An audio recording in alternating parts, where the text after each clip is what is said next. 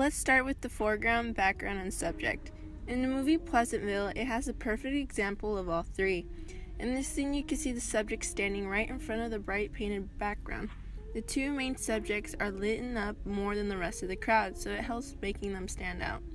The foreground would be anything between the camera and the subject.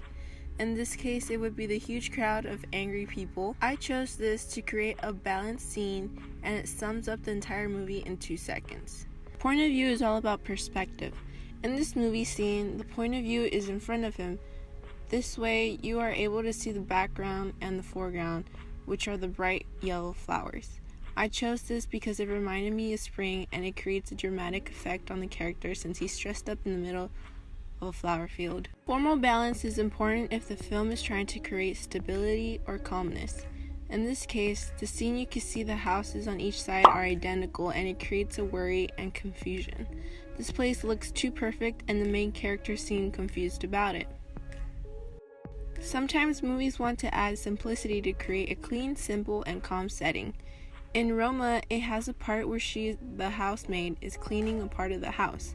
I chose this part because this entire area is clean and there is nothing that distracts the audience besides the staircase in the background.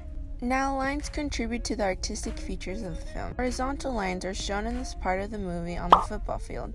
These lines create steadiness and stability. It doesn't do much for effect, but it's a good subtle detail. I chose the scene because it clearly shows the horizontal lines and it helps show where he is standing on the field. Next is the vertical lines. You can see the vertical lines in the background in the movie Wolf on Wall Street. These lines are strong, straight, and help add detail to the scene. You could tell that they are located in an area where there are boats present and there's a dock. It made me feel like they were on the edge due to the fact that they were negotiating in public. Diagonal lines help show motion and movement in the film. In this case, you can see that this scene, the diagonal lines help create leading lines to help the hallway look like it goes on forever. I chose this scene because I liked how it creates suspense. Curved lines are meant to show peacefulness in the shot. In The Joker, you can see that the building has arcs that create curved lines.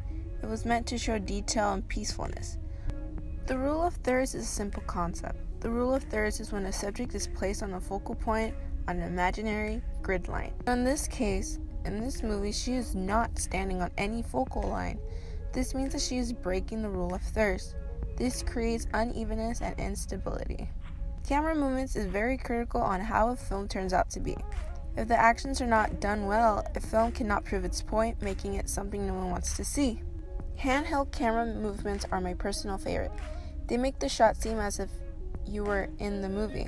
For example, in the scene, the soldiers are worried about a guy who has a bomb strapped on his chest. The camera movements show how their point of view could possibly look like.